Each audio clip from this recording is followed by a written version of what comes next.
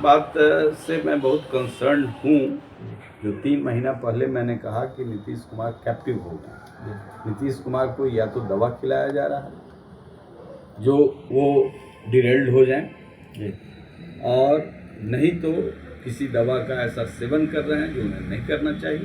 थोड़ा मजाक वो करते भी नहीं रहे हैं। मैं 12-13 साल 14 साल 12 साल तो जब मैं रहा हूँ उनके संघर्ष में और उनके सुख में भी रहा हूँ, लेकिन मुख्यमंत्री बनने के 1 साल के बाद मुझे लगा कि ये घेरा इन पर। जिस तरीके से जेडीयू में कई बार लगातार ये चर्चा सामने आती है कि अशोक चौधरी नीतीश कुमार करीब हैं, ललन सिंह नीतीश कुमार के बीच सब कुछ ठीक नहीं है, जेडीयू में सब कुछ ठीक नहीं है। जब दूर से बैठकर आप अपनी पुरानी पार्टी की तरफ देखते हैं, क्या दिखता है?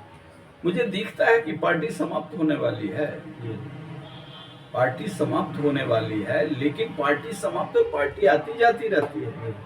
ये पार्टी ऐसी नहीं है कि इसकी कोई ये तो रीजनल पार्टी है। इसकी छोटी इसकी विरासत आगे दिख नहीं रही। लड़ी थी पीछे बार लोक जनशक्ति पार्टी लड़ी थी, उतना पर तो लड़ेंगे ही, कुछ सीट और मिल जाए तो उससे बेहतर। अब तो 2 टुकड़ों में है, तो आधी सीटों पर लड़नी पड़ेगी। कहाँ कोई टुकड़ा है? एक पशुपति पारस भी है। नाम के हैं।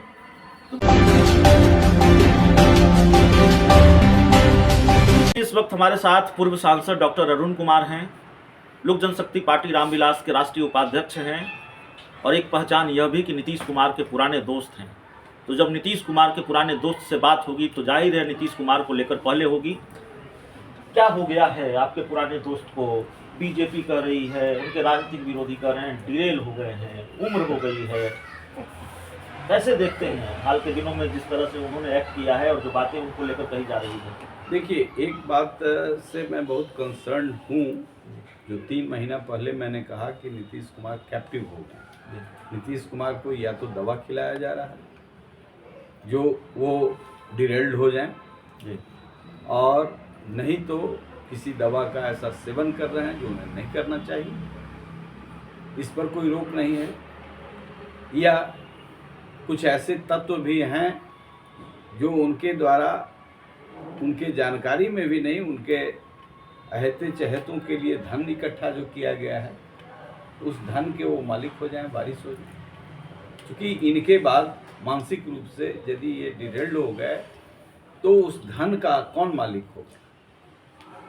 जो इन पर काबिज है, जो कैप्टिव किए हुए है। इसलिए मेरा कंसर्न उस धन के लिए नहीं है। मेरा कंसर्न ये है कि यह चाणक्य की भूमि है। चाणक्य ने कहा कि जो आदमी शारीरिक रूप से अक्षम हो और मानसिक रूप से अक्षम हो, उसे सत्ता के शीर्ष पर नहीं रहना चाहिए, फौरन अलग हो जाना चाहिए। आज स्थिति वही है, उस परिस्थिति, इसलिए कॉन्स्टिट्यूशनल ब्रेकडाउन। इसीलिए महामहिम राज्यपाल महोदय से मैंने कहा कि महामहिम गृह मंत्री को और ये महामहिम राष्ट्रपति को इसकी सूचना देनी चाहिए कि 13 करोड़ की आबादी जो है ये खतरे में है, खतरे की घंटी है। इस पद का दुरुपयोग हो रहा है। कहाँ क्या हो रहा है पता नहीं। हमारे टैक्स के पैसे का दुरुपयोग हो रहा है। तो ऐसी परिस्थिति में कॉन्स्टिट्यूशनल अथॉरिटी का दायित्व बनता है कि यहाँ राष्ट्रपति शासन लागू हो, उनका इलाज हो। चूँकि जिस तरह का बयान हमको तो जानकारी थी, उस समय तक ऐसा बयान नहीं आया। उस समय तक इतना ही था कि माननीय महावीर चौधरी पूर्व मंत्री स्वर्गीय के चित्र पर श्रद्धांजलि के लिए फूल ले जा रहे हैं और श्रद्धांजलि अर्पित कर रहे हैं अशोक चौधरी। तो ये हो सकता है, ऐसा पुआड़ मजाक वो करते भी नहीं रहे हैं। मैं 12-13 साल 14 साल 12 साल तो जब मैं रहा हूँ उनके संघर्ष में और उनके सुख में भी रहा हूँ, लेकिन मुख्यमंत्री बनने के 1 साल के बाद मुझे लगा कि ये घेरा इन पर। जिस तरीके से जेडीयू में कई बार लगातार ये चर्चा सामने आती है कि अशोक चौधरी नीतीश कुमार करीब हैं, ललन सिंह नीतीश कुमार के बीच सब कुछ ठीक नहीं है, जेडीयू में सब कुछ ठीक नहीं है। जब दूर से बैठकर आप अपनी पुरानी पार्टी की तरफ देखते हैं, क्या दिखता है? मुझे दिखता है कि पार्टी समाप्त होने वाली है। पार्टी समाप्त होने वाली है, लेकिन पार्टी समाप्त तो पार्टी आती जाती रहती है। ये पार्टी ऐसी नहीं है कि इसकी कोई ये तो रीजनल पार्टी है, इसकी छोटी इसकी विरासत आगे दिख नहीं रही। नीतीश कुमार जी के पुत्र सक्षम होते या ये बढ़ाए रहते, किन परिस्थितियों में हुआ मैं नहीं जानता, लेकिन आज जो स्थिति है ये विरासत वाली पार्टी जो है वो चल नहीं पाई। जैसे चिराग पासवान में स्किल्ड नहीं होता, आर्टिकुलेट नहीं होते, लीडरशिप का कन्विक्शन नहीं होता, तो ये पार्टी कैसे चलती? पारस जी से तो पार्टी चलती नहीं। इसी तरीके से जेडीयू की भी हालत यही है। इसी तरीके से आरजेडी में यदि नहीं होते तेजस्वी यादव तो और लोगों से नहीं पार्टी चलती। तेजस्वी यादव को विरासत सौंपा गया और वो चला रहे हैं, अच्छा बुरा जो चला। जेडीयू आफ्टर नीतीश कुमार चलने की स्थिति में नहीं है। पशुपति पारस का जिक्र आपने कर दिया, हाजीपुर सीट को लेकर बात करेंगे। क्या हाजीपुर सीट कंफर्म हो गई है? चिराग पासवान कह रहे हैं कि जो दावा हम कर रहे हैं वो भाजपा से बातचीत के आधार पर कर रहे हैं। मैं दावा कर रहा हूं कि भारतीय जनता पार्टी भी तो समझती है कि लोक जनशक्ति पार्टी रामविलास का जो नाभि है वो हाजीपुर में है। उस पार्टी का नाभि है हाजीपुर में है, प्राण वायु वही है, वहीं से विस्तार हुआ है देश तक। इसलिए हमसे भी जो बात होगी या हुई है तो यही ना होगी कि हमारा जो अमृत कलश है। सर पत्ते नहीं खोल रहे, बात हुई है तो बता दीजिए। बहुत बात जो है सो समय से खुलती है।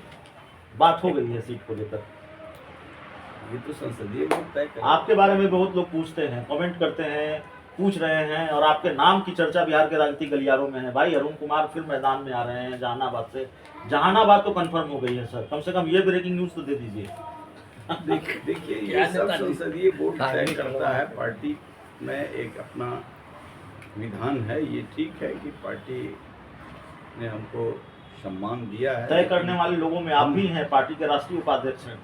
वो है ठीक है, लेकिन हमारे ऊपर भी तो अध्यक्ष हैं और कई उपाध्यक्ष हैं, इसलिए ये सब सामूहिक निर्णय से चीज़ें चलती हैं। और मैं इस विषय का कठोर समर्थक हूँ।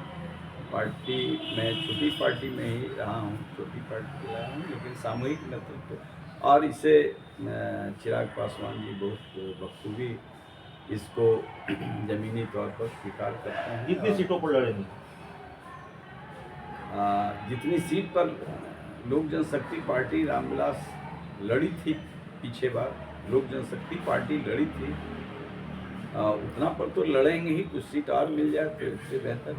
अब तो 2 टुकड़ों में है तो आधी सीटों पर लड़नी पड़ेगी। कहाँ कोई टुकड़ा है?